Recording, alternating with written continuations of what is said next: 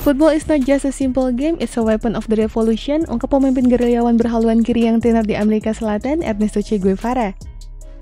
Sebagai seorang revolusioner yang bekerja multiprofesi, dokter, penulis, diplomat, ahli teori militer, serta pemain dan pecandu sepak bola, Che sadar betul akan kekuatan sepak bola.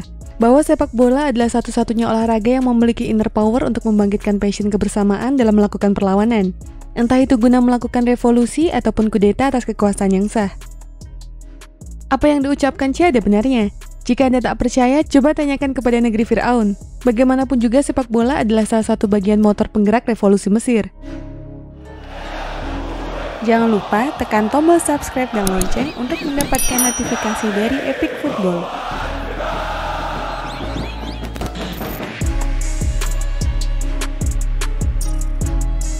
Fenomena ultras di Mesir sendiri baru seumur jagung, yaitu mulai merebak sejak tahun 2007.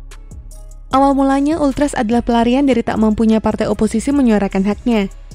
Noam Chomsky dalam buku Media Control The Spectacular Achievement of Propaganda memaparkan sepak bola adalah cara efektif untuk meredam kaum pandir terlibat aktif dalam berpolitik. Teori inilah yang diadopsi oleh rezim Husni Mubarak sampai muncul sebuah anekdot, satu-satunya kartu rilis di mana orang bisa mengekspresikan diri adalah Ikhwanul Muslimin di masjid dan ultras di stadion sepak bola. Jika di Indonesia mayoritas kelompok supporter diciptakan dan disokong oleh penguasa politik, kelompok supporter Mesir adalah organisasi independen. Mereka hadir saat kebebasan berserikat diberantas habis oleh rezim Mubarak. Saat supporter kita senang dipolitisir oleh penguasa, ultras Mesir selalu melawan. Dave Zirin, seorang pengamat politik olahraga Amerika Serikat, pernah membahas sejarah politik sepak bola di Mesir. Menurutnya, klub, ultras, serta organisasi anti pemerintah berjalan bersama dengan satu tujuan, yaitu kejatuhan rezim diktator Mubarak.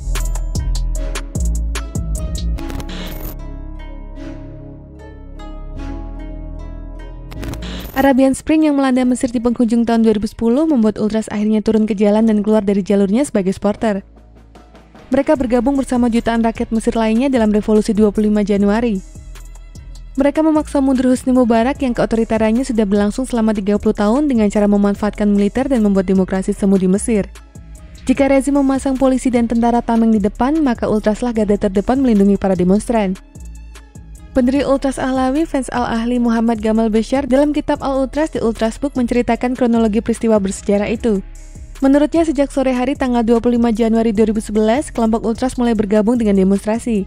Mereka muncul sebagai elemen paling mencolok di Qasr Al-Aini Street, kemudian meningkatkan kegiatan mereka pada tanggal 26 dan 27 Januari di seluruh lingkungan, mulai dari Bulak, Giza, dan Subra. Secara heroik, para Ultras mempertahankan garis depan di seluruh bentrokan yang berbeda, mulai dari 18 seri pertempuran unta, bentrokan di luar kedutaan besar Israel pada bulan September, dan selama pertempuran Muhammad Mahmud pada bulan November. Sejarah pun mencatat ini adalah untuk kali pertama kelompok ultras dari dua klub yang kerap berseberangan, Al-Ahli dan Zamalek, bergabung berbaris dalam ribuan demonstran di Tahrir Square. Kami berusaha untuk membuat perjanjian damai dengan Al-Ahlawi karena kita berjuang dalam arah yang sama. Selama perjalanan kami merayakan dengan satu sama lain. Kami berkelahi di samping Al-Ahlawi di garis depan, kata Ahmed, seorang pemimpin Ultras White Knight kelompok pendukung Zamalek. Kami tahu taktik polisi seperti apa, kita harus membuat mereka lari, karena itu kami mengajari para demonstran cara melempar batu bata, katanya lagi.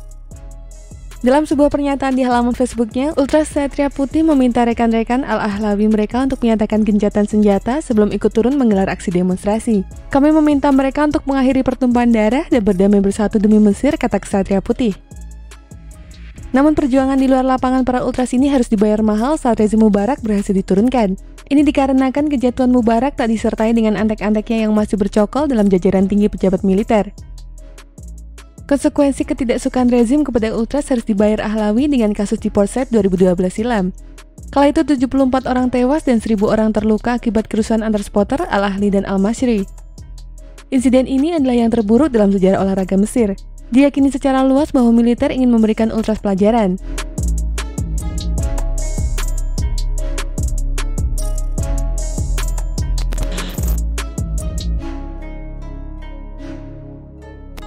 Bersama-sama berjuang menentang rezim Mubarak, hubungan Ultras dan Ikhwanul Muslimin kian mendekat.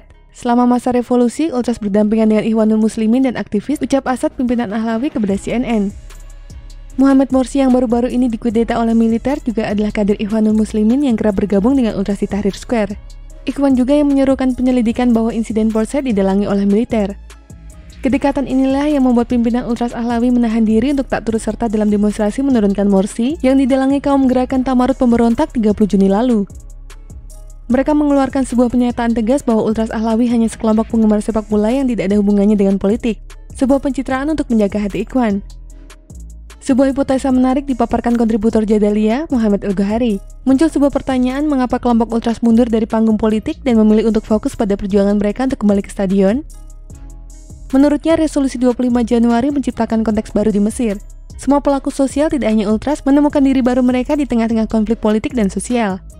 Di tengah ketegangan ini, para pemimpin Ultras tampaknya telah menyimpulkan bahwa melanjutkan keterlibatan politik mempertaruhkan mengikis identitas kolektif kelompok yang mungkin menyebabkan runtuhnya mereka. Mereka berak marah melihat kegagalan Morsi mengembalikan stabilitas ekonomi yang tak kunjung membaik. Gaya Morsi yang dilihat sebagai kelanjutan dari otoritarianisme Mubarak membuat beberapa individu bagian dari Ultras bergabung dengan golongan Tamarut. Dilaporkan sebelum menggulingkan Morsi, kelompok ini telah mengumpulkan 15 juta tanda tangan petisi menuntut pengunduran diri Morsi dan pemilu baru.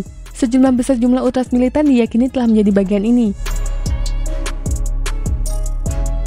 Tak hanya itu, di golongan Tamarut kini muncul kelompok Black Bloc, sebuah kelompok warga sipil bertopeng dan berpakaian hitam yang selalu menjadi garda terdepan saat berdemonstrasi melawan Morsi. Disinyalir ini adalah bagian dari kelompok Ultras, tentu saja ini dibantah oleh kelompok Ultras. Persetan dengan para pemimpin kita, ini bukan saat yang tepat untuk kemunduran, ucap seorang pemuda menyikapi sikap pemimpin mereka kepada James M. Dors, peneliti konflik Timur Tengah. Kejatuhan Morsi, ditangkapnya para petinggi Ikhwan, dan kembalinya arogansi militer terhadap demonstran pendukung Morsi yang menyebabkan 32 orang tewas dan 1.138 orang terluka, membuat banyaknya kalangan Ultras beralih haluan mendekat kembali ke Ikhwan. Tetapi pada akhirnya individu Ultras jugalah yang berada di balik aksi demonstrasi kejatuhan Morsi. Wajar saja jika rekan Ikhwan mereka kecewa dan mengabaikan niat baik Ultras tersebut. Akan tetapi kekecewaan Ikhwanul Muslimin terhadap Ultras Mesir itu justru menegaskan satu hal unik dan sudah terbukti dalam sepak bola Mesir. Supporter dan Ultras bukanlah mayoritas bisu yang pandir. Mereka adalah kelompok yang sangat sadar politik. Jikapun ada di antara mereka yang memilih apolitis, itu lebih karena banyak dari mereka yang akhirnya memutuskan kecintaan mereka terhadap sepak bola dan klub kesayangannya jauh lebih kuat ketimbang afiliasi politik sesaat.